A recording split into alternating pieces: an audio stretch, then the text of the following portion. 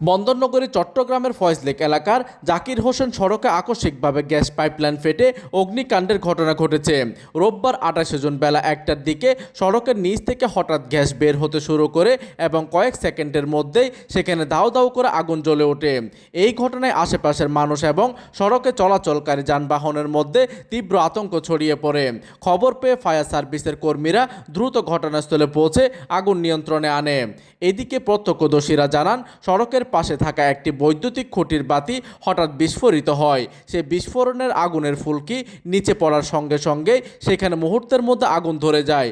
মূলত সড়কের পাশ দিয়ে যাওয়া একটি নালার ভেতর দিয়ে গ্যাসের পাইপলাইনটি গিয়েছিল। পাইপটি কোনো কারণে ফেটে যাওয়ায় সেখান থেকে অনবরত গ্যাস বের হচ্ছিল, যা বৈদ্যুতিক ফুলকির সংস্পর্শে আসায় এই অগ্নিকাণ্ডের ঘটনা ঘটে।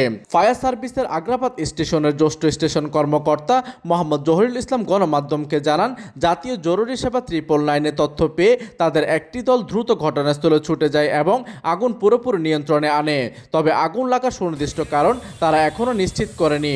এইদিকে কর্ণফুলী গ্যাস বিতরণ কোম্পানির মহাব্যবস্থাপক মোহাম্মদ তাজউদ্দিন ঢালী গণমাধ্যমকে জানান, কিভাবে পাইপলাইনটি ফেটেছে তা খতিয়ে দেখা হচ্ছে। পরিস্থিতি সম্পূর্ণ স্বাভাবিক করতে গ্যাস বিতরণ কোম্পানির কর্মীরা বর্তমানে ঘটনাস্থলে কাজ করছেন। প্রতিনিধির তথ্য ও পাঠানো চিত্রে ডেস্ক নিউজ, দিগন্তের বার্তা 24, চট্টগ্রাম।